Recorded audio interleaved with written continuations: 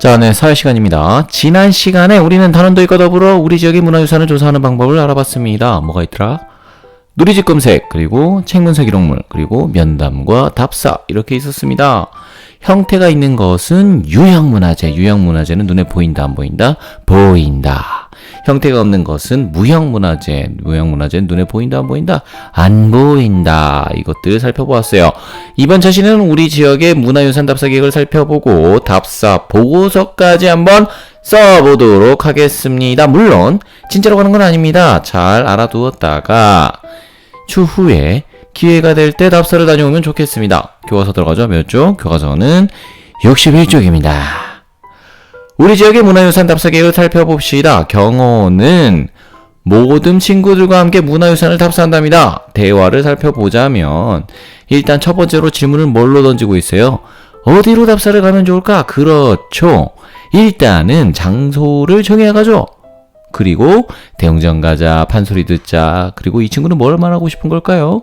친구들 말하는 상황을 보니 극장 가서 영화 한 판 때리자 이러면 안 될 것 같은 느낌입니다.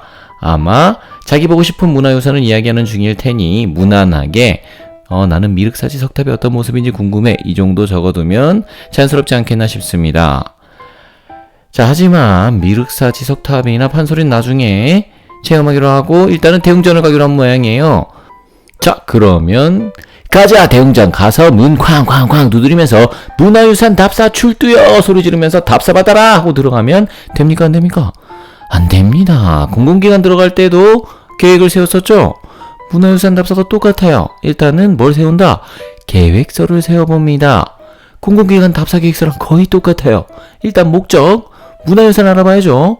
그리고 장소는 전라북도 고창군 아산면 서운사로 250번지 대웅전 날짜 땡땡땡땡 사람 땡땡땡땡 내용을 봅시다. 내용 좀 보면 우리 공공기관 답사할 때 어떻게 했었는지 기억나는 사람? 아는 내용을 정리하고 알고 싶은 내용을 적어두었죠. 그대로 해도 큰 문제 없을 것 같습니다. 이번에는 궁금한 것 위주로 질문을 적어두었네요. 자, 대웅전은 자연 속에 있는 대웅전은 실제로 어떤 모습이었을까? 옛날 사람들은 어떤 재료를 이용하여 어떠한 방법으로 절을 지었을까? 사람들이 대웅전에 가서 하는 일은 무엇일까? 그리고 자, 답사 내용 됐으면 답사 방법 관찰을 하고 면담을 하고 사진을 찍고 동영상 찍고 그림 그리고 그리고 역할을 나눕니다. 경호는 땡땡땡땡 궁금한 점 여쭤보기, 지혜는 대웅전의 다양한 모습을 사진으로 찍기, 우진이는 벽화 그림을 그려보고 대단합니다. 우진이 그림 잘 그린 모양이에요. 라연이는 새롭게 알게 된 내용들을 기록하기, 그리고 준비물은 뭐 학습지, 필기도구, 사진, 휴대전화, 기록장, 주의할 점 볼까요? 일단은 보호자와 함께 답사를 갑니다. 우리끼리 모험심 넘쳐서 신나게 가자 하고 갔다가 무슨 일이 생기면 책임져줄 사람이 없어요. 그죠? 보호자랑 같이 간다. 굉장히 중요합니다. 그리고 문화유산을 만지지 않습니다. 나는 문화유산을 촉각으로도 기억하고 싶어. 더듬더듬 만지다가 문화유산아 내가 널 기억했으니 너도 날 기억하려면 이름 새기다가 경찰관 옵니다. 절대로 만지거나 훼손하면 된다, 안 된다? 안 된다. 문화유산은 네 거가 아니다. 질서를 지켜서 안전하게 이동합니다. 상식이죠. 여기까지 보면 일단 답산을 가는지 안 가는지는 각자 사중에 맞춰서 진행하더라도 계획서를 진짜로 한번 써봅시다. 자, 교과서 63쪽입니다. 자, 우리 지역의 대표적인 문화유산 중에서 한 곳을 정해 답사 계획서를 세워 봅시다. 그럼 목적 뭐라고 써야 될까요? 목적은 우리 지역 문화유산 뭐뭐뭐를 알아보기 위해 이렇게 쓰면 될 것 같아요. 장소는 여러분 지역의 어딘가를 써보세요. 선생님, 저 어디 써야 되는지 모르겠는데요. 검색하세요. 자기 지역 이름 옆에 문화유산만 붙여서 검색해도 여러 개 나옵니다. 제주 지역 문화유산, 서울 지역 문화유산, 강원도 문화유산, 충청도 문화유산 여러 개 나옵니다. 그 중에 여러분이랑 영혼이랑 연결되는 거, 옛날부터 나는 당신을 불러왔어요 하는 그런 것들, 운명의 문화유산을 여러분 찾아가는 거예요. 그죠? 자, 그럼 날짜, 가능한 날짜로 쓰시고 땡땡땡땡땡땡땡 사람, 갖고 싶은 사람 쓰면 되는데 보호자 꼭 쓰세요. 알겠죠? 보호자. 그리고 내용 적어도 돈 들이고 시간 들이고 노력해서 가는데 뭘 건지고 와야 될 거 아니에요. 그죠? 그래서 여러분이 가는 장소에 뭐가 궁금한지, 이거는 실제로 어떻게 생겼을까? 이 장소에 얽힌 옛 이야기로는 무엇이 있을까? 옛날 이 장소에서 사람들은 무엇을 했을까? 어떤 방식으로 이 장소를 만들었을까? 이렇게 질문을 정해놓고 적어도 갔을 때 이 질문들은 해결을 하고 오는 거예요. 그죠? 본전을 뽑고 오는 거지. 그러기 위해서 나는 답사를 이런 방법으로 가겠다. 아까 뭐뭐 나왔죠? 관찰도 하고요. 면담도 하고요. 사진도 찍고요. 동영상도 찍고요. 그림도 그려. 이렇게 됐으면 이제 역할 나누고 준비물 챙기고 주의점 적어 넣습니다. 그러면 계획서가 완성입니다. 짜잔! 그렇게 계획이 나왔으면 계획대로 어떻게 해야 된다? 밀어붙여야 된다. 진도도 밀어붙여야 된다. 교과서 몇 쪽이냐? 64쪽입니다. 가자!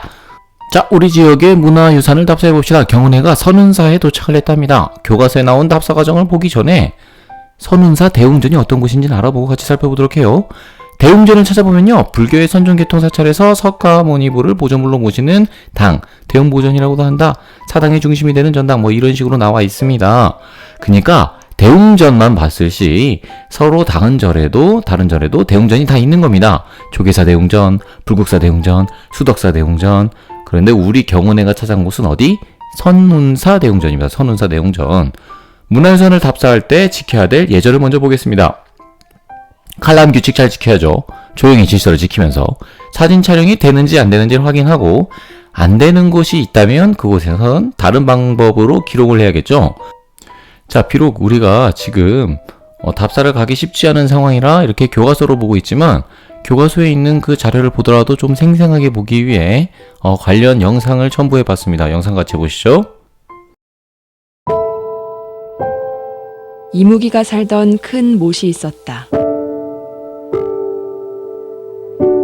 용이 되려다 끝내 승천하지 못한 이무기. 이 이무기는 악행을 자행했고 사람들은 비탄에 빠졌다.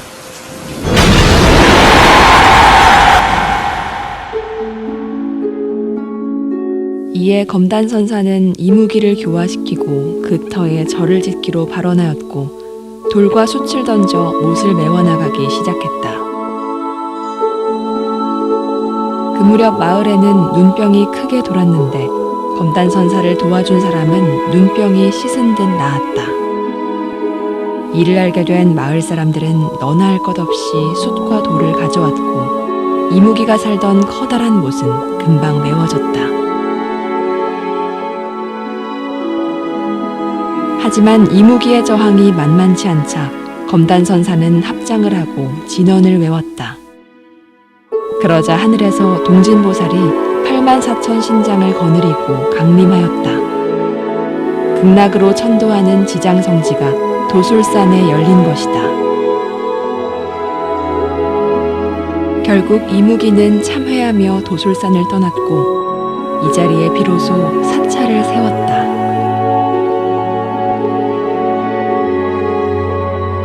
땅 위에 펼쳐진 지장의 세계, 그리고 천신이 논이는 하늘, 그 사이 구름 한 조각. 검단선사는 이를 보며 사찰의 이름을 선운사라 지었다.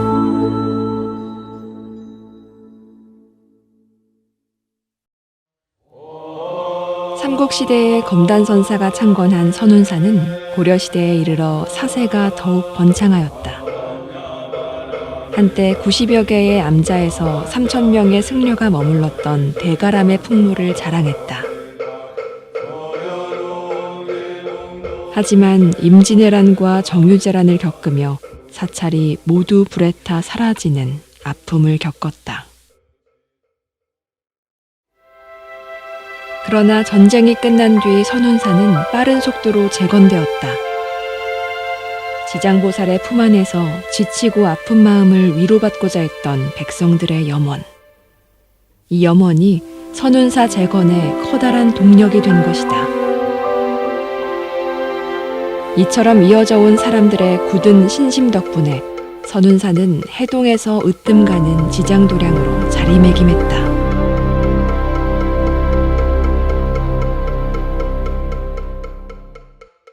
천년이 넘는 세월 동안 도술산을 지켜온 선운사.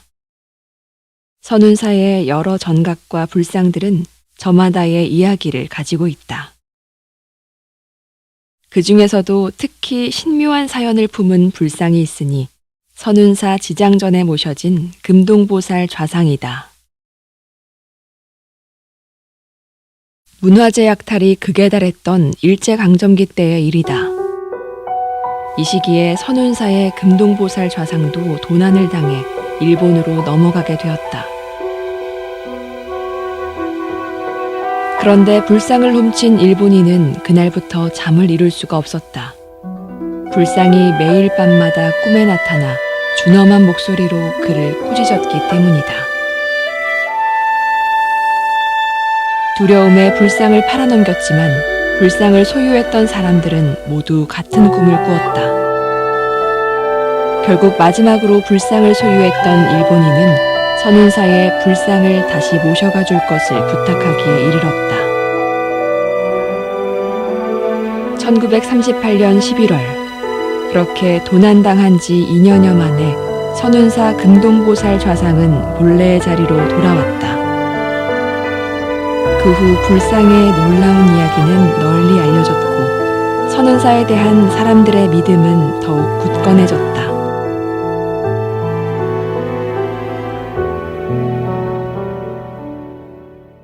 선운사 도솔암에서 108계단을 오르면 나타나는 도솔천 내원궁.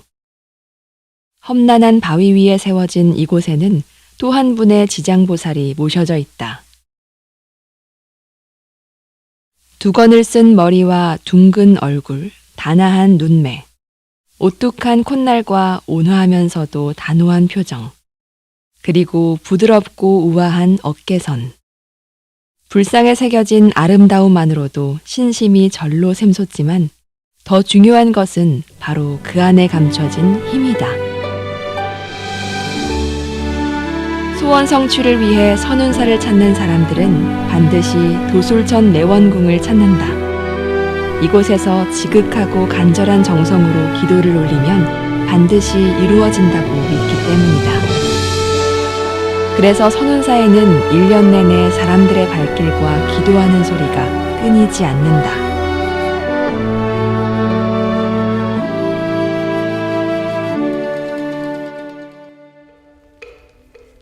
선운사의 대웅전은 500년이 넘는 수령을 자랑하는 동백나무가 병풍처럼 감싸고 있어 사시사철 그윽한 기품을 자랑한다. 대웅전 안에 모셔진 삼존불은 흙으로 빚었다는 것이 가장 큰 특징이다. 대웅전에 흙으로 빚은 삼존불을 모셨다는 것은 그만큼 전란 이후 목재나 금속을 구하는 것이 얼마나 힘들었는지를 말해준다. 선운사 재건불사는 전란이 끝나자마자 시작되었다. 백성 한 사람 한 사람이 지극한 마음을 모아 동참했고 이처럼 어느 한 곳 소홀함 없는 선운사가 재건되었다. 선운사 대웅전과 삼존불은 이곳이 오랜 세월 백성들에게 얼마나 큰 의지와 위로가 되었는지를 말없이 보여준다.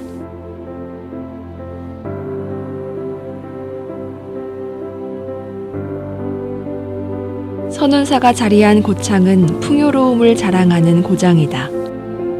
그래서 삼국시대에는 신라와 백제의 격전지가 되었고 가족과 집을 잃은 많은 전쟁 난민들이 이곳을 떠돌았다.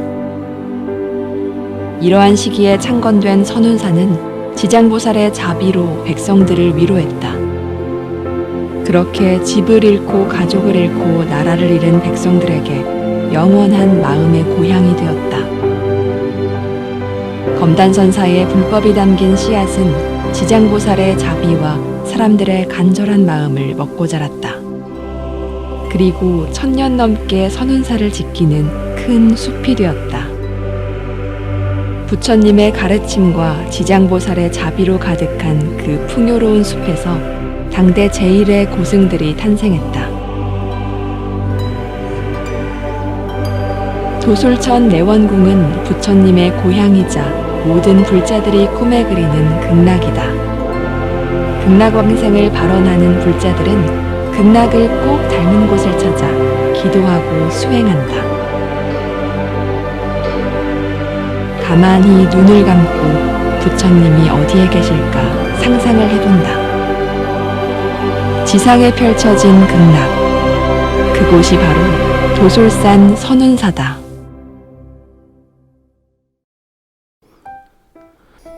자, 영상 잘 보셨습니까? 자, 경호내는 어떤 식으로 살펴봤는지 볼까요? 일단은 주변 경관을 함께 감상을 했고요. 또 여러 방향에서 대웅전을 또 살펴봤어요.